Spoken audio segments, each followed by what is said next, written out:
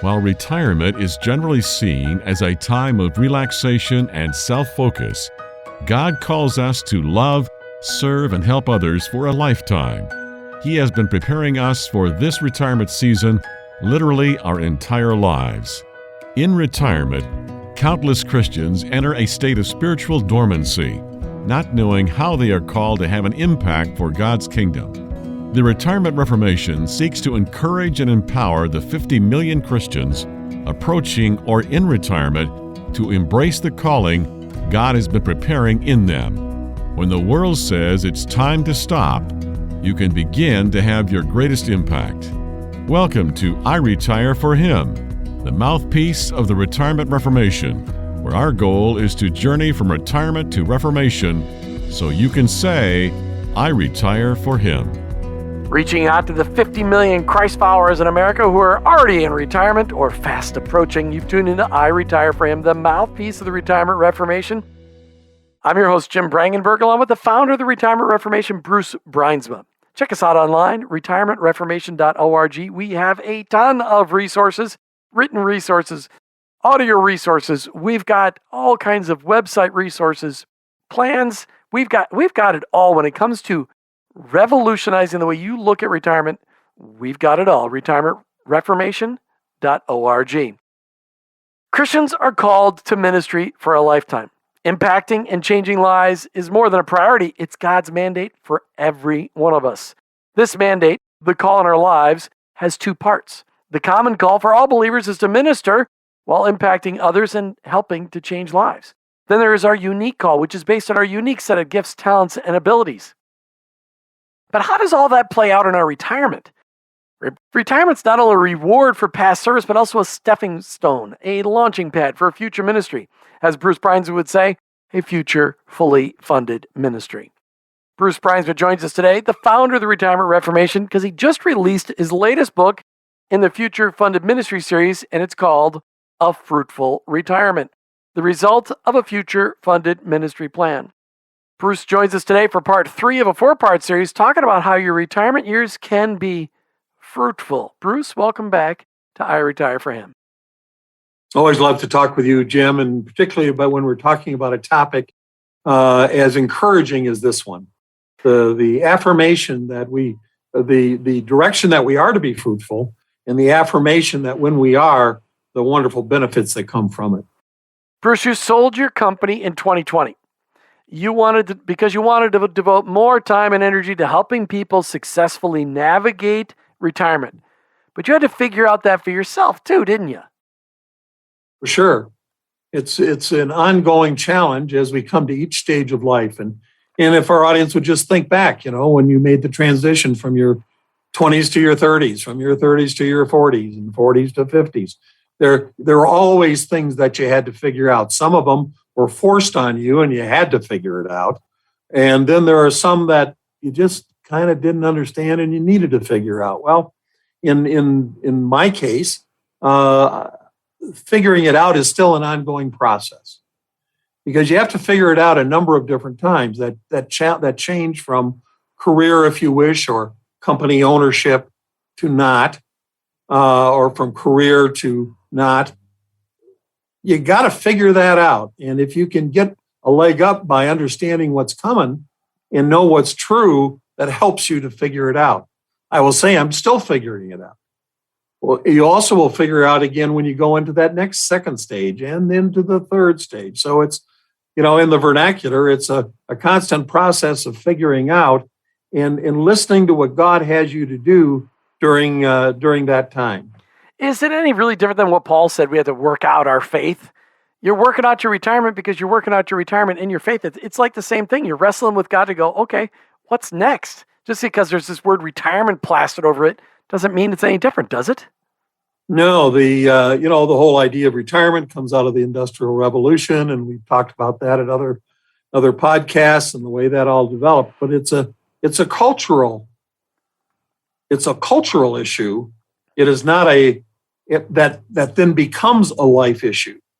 And the challenge is that when it is a life issue and you're going from being fairly clear about what you're retiring from to either not having any idea or having perhaps a not complete idea of what in fact is coming next, then the struggle to sort through it becomes much harder, much more confusing, and much more difficult.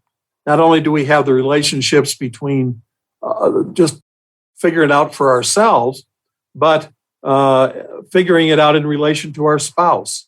We did an interview with a woman who wrote a book and talking about, what do you do when your husband's home all the time?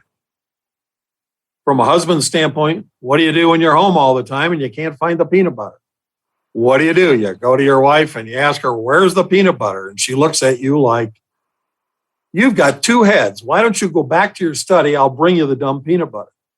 And so we have all these things to figure out. Or Some she of them might are kind of fun. she might say, oh, honey, I'll tell you. She might not be mad at you unless you've asked for 50 times in a row. Yeah. Yeah. It's when it's a constant process. You don't know where anything is, and you keep bugging her about where they are. In all your books, Bruce, you talk about the 3 phases of retirement. That it's not just all one phase, that it's broken up into 3 phases. But it's really talking about, how do our listening friends find the right activities to match their phase in life and their phase in retirement to see, okay, God, how can you use me best? How do they find out what's best? Well, we first of all, we have a universal mandate that we can all see very quickly. Love your neighbor and spread the word.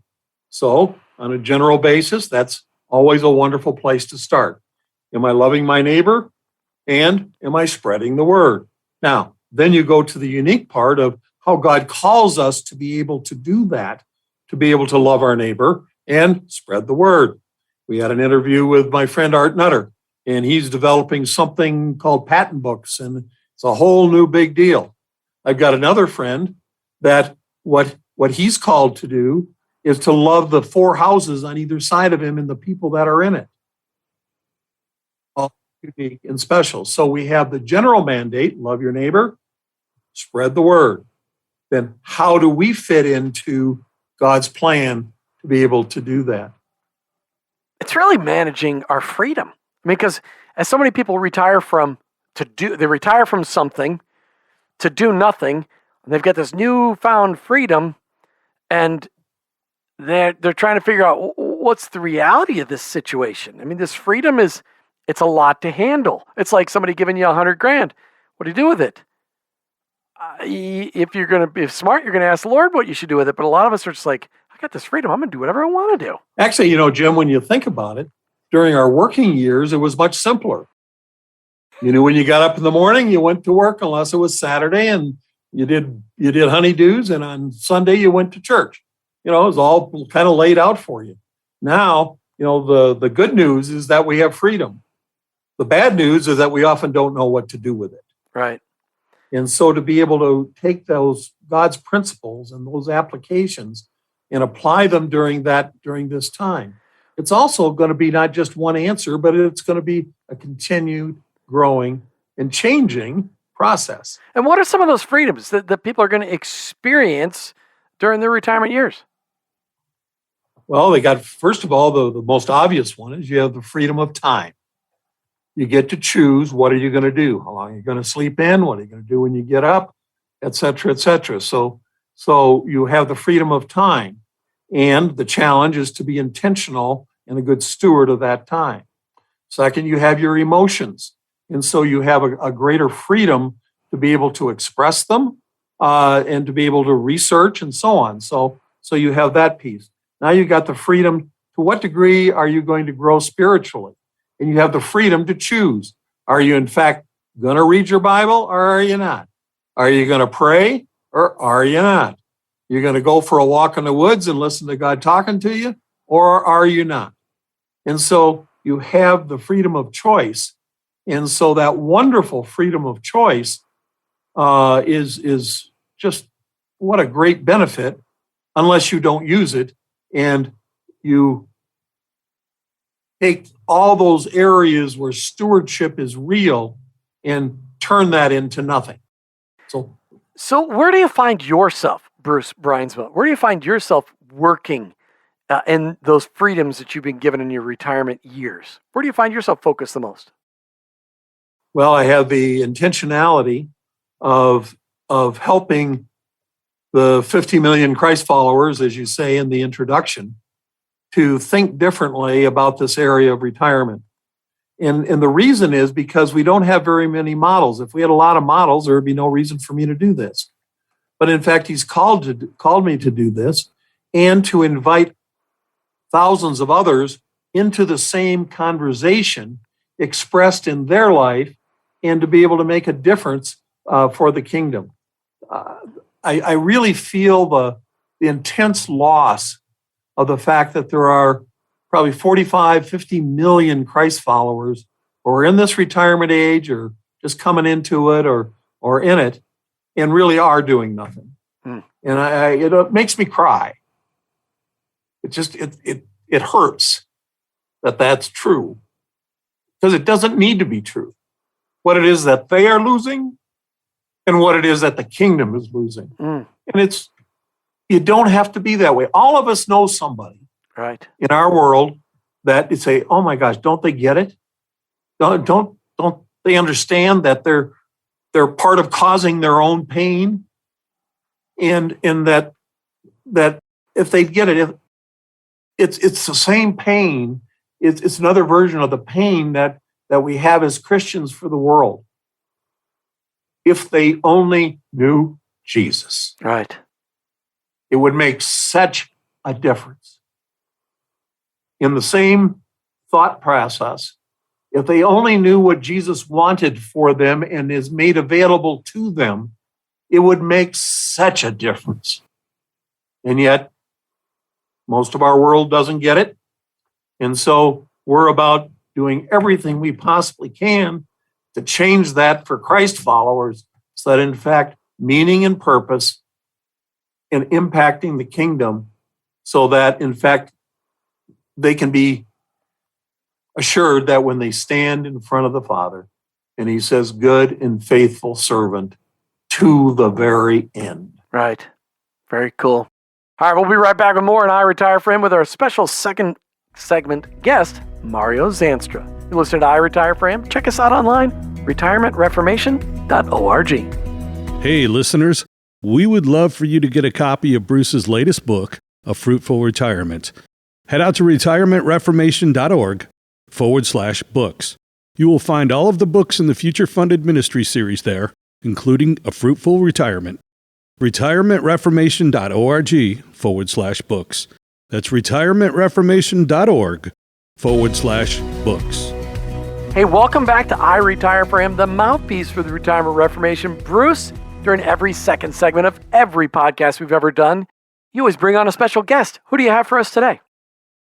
Well, I'd like to introduce our audience to Mario Zandstra. And it's always just a special pleasure when I have the opportunity to connect with someone with a name like Zandstra, because it reminds me of Bruinsma, and that reminds both of us of our Dutch heritage. And so we automatically know we have a points of connection, and that's really good. So Mario, welcome, and the audience is going to be pleased to hear a little bit about your story. So let's kind of begin with that. Give us just a quick executive summary of who is Mario Zanstra and how'd you get to where you are? Well, thank you for asking, Bruce. It's good to be with you. And that whole Dutch heritage. If you ain't Dutch, you ain't much. Is kind of how we like to say it. So, I was born in the Netherlands. Actually, moved to the United States when I was a little boy, and was raised in a home in East Los Angeles, and went to the University of Southern California. Ultimately, got a degree in business, and was one of those guys who was just going to spend my life making money. And I did that for the better part of 17 years.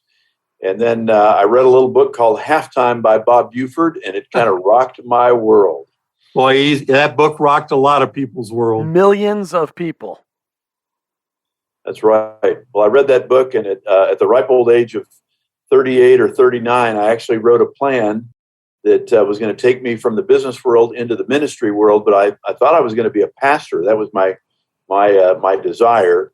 And anyway, in that, in God's funny sense of humor, I was on the board of a ministry, and their executive director left, and they were looking for a ministry guy with business experience to hire, and then they switched the job description to a business guy with ministry passion. And I saw that job description, and lo and behold, I became a candidate. And how has that worked out?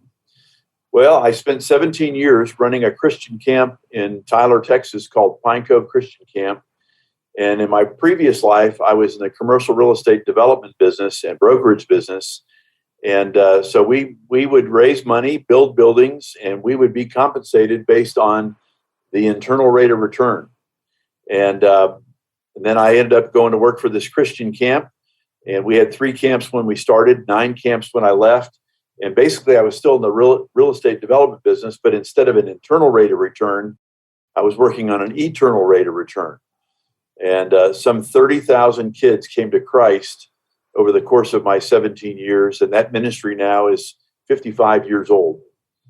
It's a wonderful facility. And you know, when almost any group that you're speaking to, say, how many of you have been impacted in your spiritual walk by a time at a camp? And the number of hands that go up is amazing. And so you're part of the cause of that. And so we want to thank you for those 17 years. So what's a couple of the lessons that you've learned in that period of time, and then since then, that help you during this period of time that the world calls retirement, Right. But all it is just a refocusing of how we do ministry? Well, what's interesting is that I left Pine Cove and I went and worked for a season for Dr. Tim Keller, and working for him gave me a heart for the world. And then I worked at a mission agency, and we did work in 49 scary countries. And then it's just funny how God works. So I had real estate experience, I had camp experience, and then I had leadership experience, and had a chance to take over a ministry that had a camp, owned a bunch of property in Zambia, and needed a new leader. And so I think what I've learned the most is that you got to have a willingness to be available. You've got to have a willingness to exercise the talents that God has given you. And ultimately, when you think about the way you're involved, to always give glory to God. The work that happened at Pine Cove was not me; it was God in me. And God assembled a great team there, and God has assembled a great team where I'm working today. You know, the process that you talked about, the first of all being available. You know, that's more important than anything else. You got to be willing to walk through the door, and if you're not willing to walk through the door, nothing happens. Secondly, is that to be able to look at all the experiences that all of us have. Every one of our listeners has experiences, and that prepares them for what's next, whether they know what's next or they're just simply open to what's next. Right. That's right.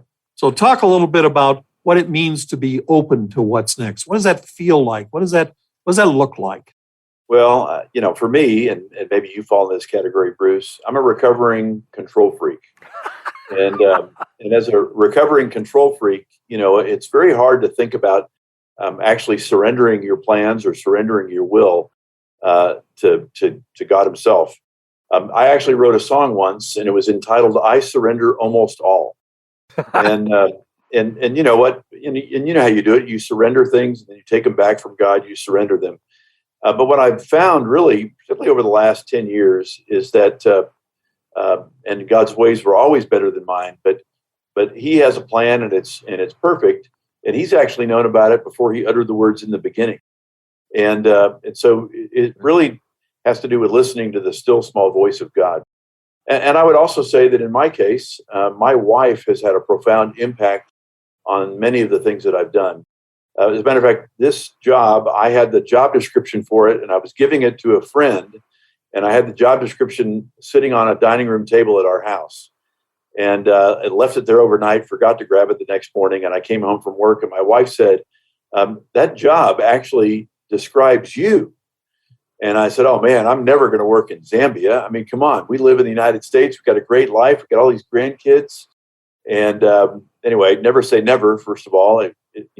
Not only did Justin Bieber say that, but I can say that as well. Never say never to God. And it's just amazing to think. But God really used my wife to actually open my eyes to that opportunity. And, our wives have a very unique opportunity to kind of speak into our lives.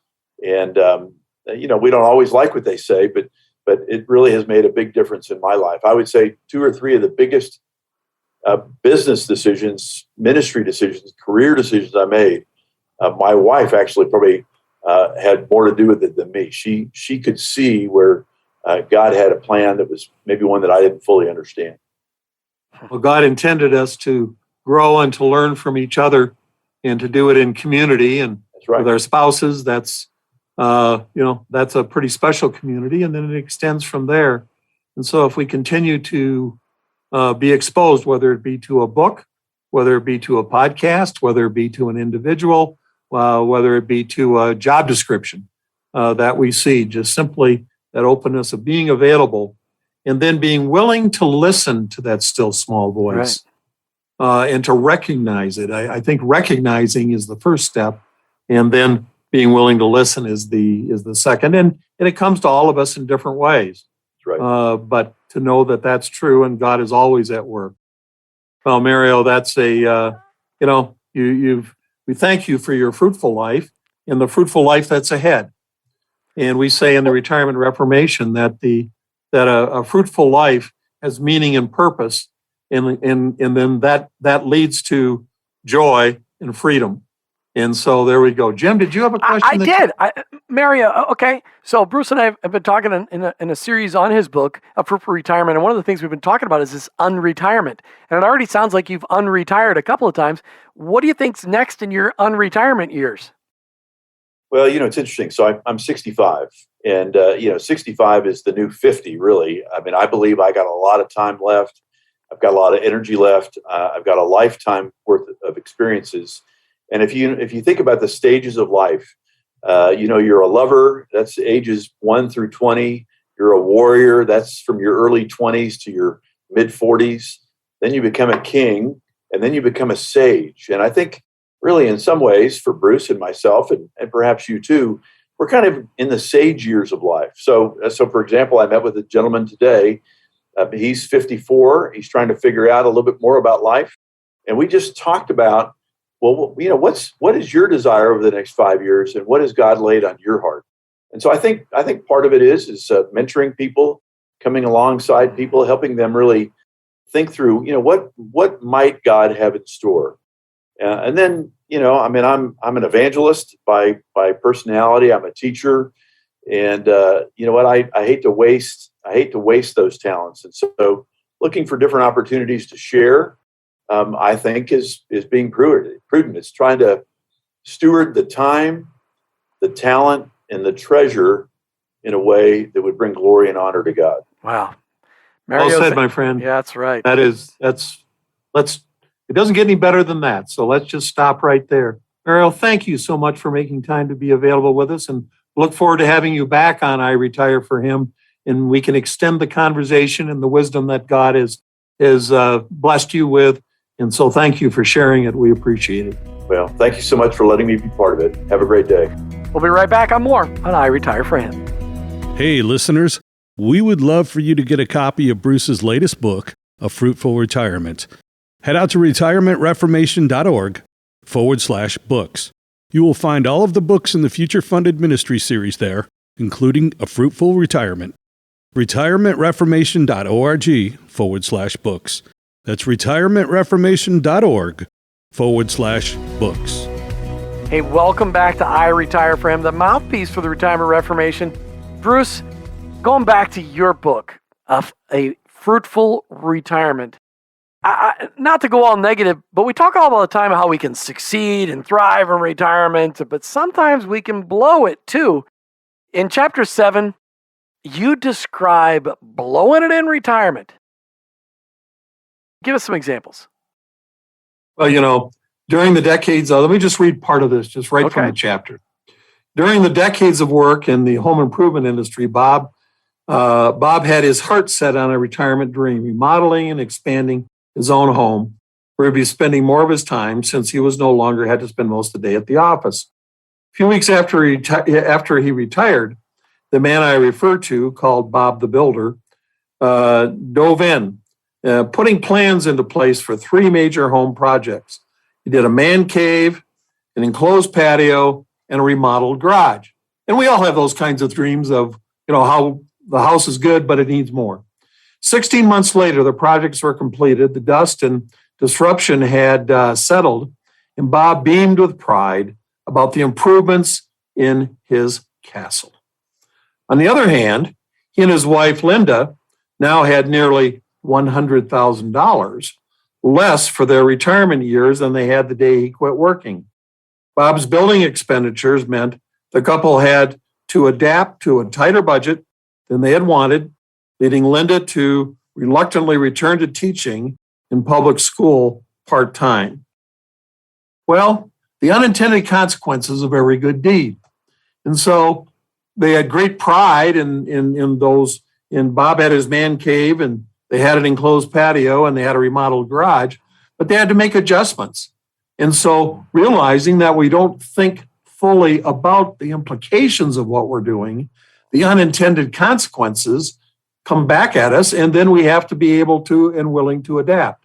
How much better it would have been for Bob to have budgeted that some years before, so they had the $100,000 set aside, and it wouldn't reduce his retirement flexibility.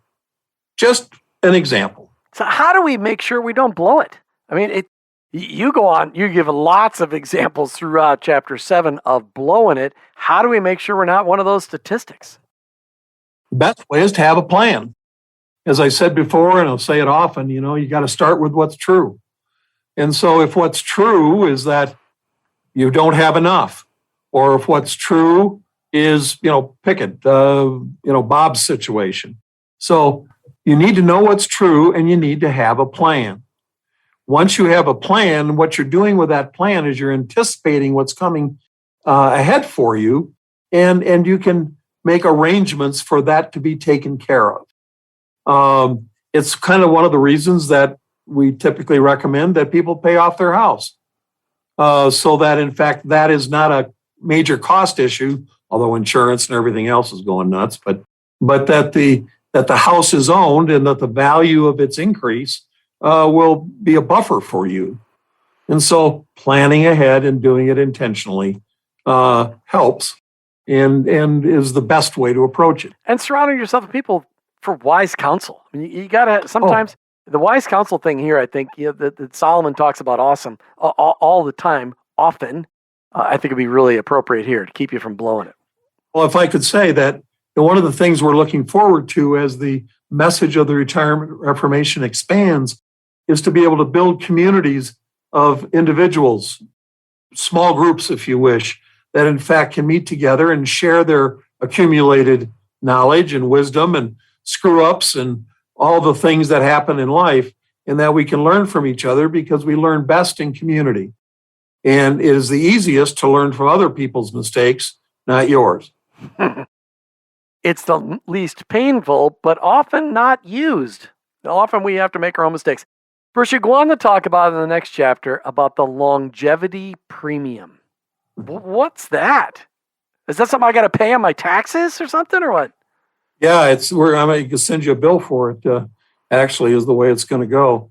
But the longevity premium is the benefits that come from having more time to be able to address the issues and to be able to grow spiritually, to impact others, and to find that meaning and purpose.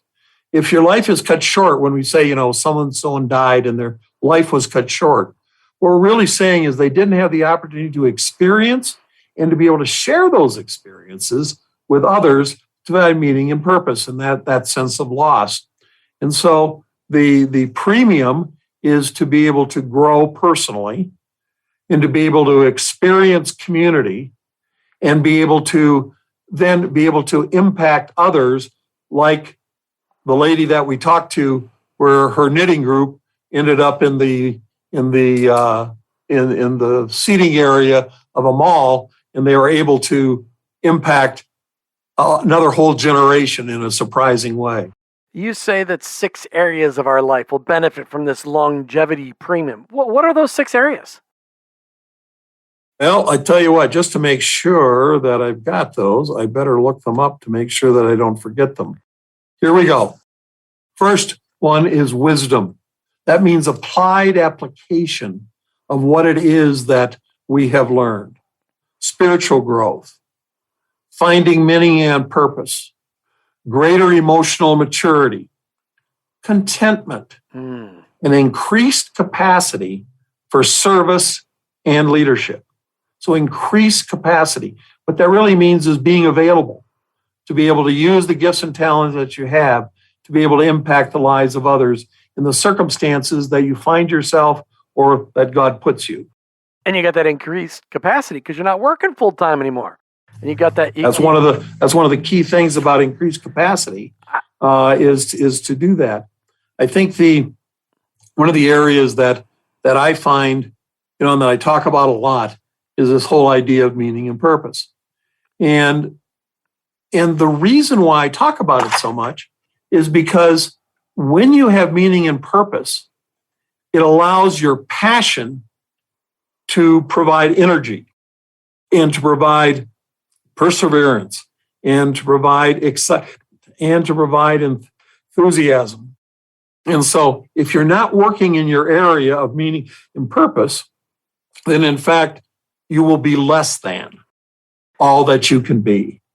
I find in that list, the 6 areas that'll benefit from your longevity premium: wisdom, spiritual growth, meaning and purpose, greater emotional maturity, contentment, increased capacity for service and leadership, is contentment. It seems like contentment is one of the things that Americans really need to work on. How do you see that playing out in your own life, Bruce? Contentment. Contentment is the capacity to remain calm in the face of an emotional challenge. Contentment is the ability to see a solution to a problem that is difficult.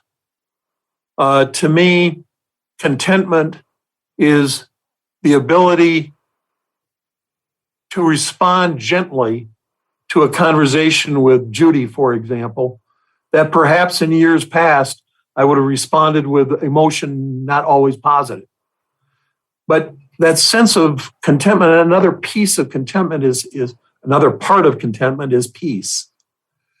That peace that God is in control. I don't have to manage it all.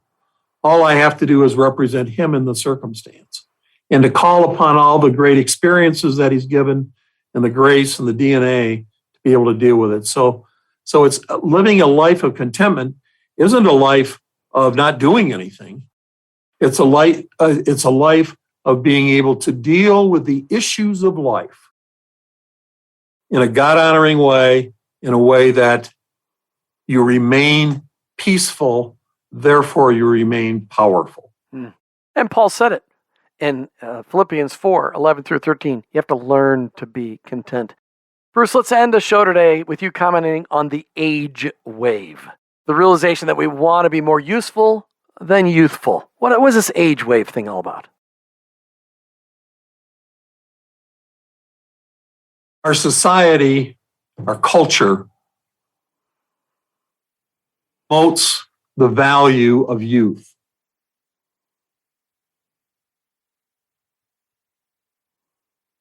It has great value. It has energy. It has health. It has curiosity. It has all of those things. And yet, as a result of that, in fact, as we age, we're able to use those experiences to be able to take our understanding and our application of life to a different level. There are 10,000 people turning 65 in the United States and Canada, every single day. And package that accumulated wisdom and apply it, we might have a chance for world peace. But we don't. And so here is the ongoing, the fastest growing age group percentage-wise in the country is 90-year-olds on a percentage basis, not numbers, but on a percentage basis. They are growing the fastest. And so we have this reality of age and longevity And we either let it destroy us or we take it as an opportunity to build the kingdom. I vote for the latter. Absolutely. Bruce, we've been talking all day long about segments, excerpts from your latest book, A Fruitful Retirement. How can people get a copy of this? They can get a copy of the book at Amazon or any place that books are sold. And you can also go to our website, which is retirementreformation.org. Not only will you find this as a resource, but there's lots of other resources there that are good. And so when we realize that it's the fourth in a series, starting with Finding Freedom, then moving forward, then charting your course, and finally a fruitful retirement. Bruce, great conversation today. You've been listening to iRetire4Him, the mouthpiece of the Retirement Reformation, with your host, Jim Brangenberg, and Retirement Reformation's founder, Bruce Bruinsma. Check us out online, retirementreformation.org. There's so many resources out there, retirementreformation.org. We're Christ followers journeying from retirement to reformation so we can ultimately say, I retire for Him. I retire for Him. Thanks for listening to I Retire for Him with your hosts Jim and Martha Brangenberg and Retirement Reformation founder Bruce Bruinsma. I Retire for Him is the mouthpiece of the Retirement Reformation. Most Christians tend to follow the world's pattern of rest and self-pampering during retirement. However, in your retirement, you can be focused on God's unique call to love, serve, and help others.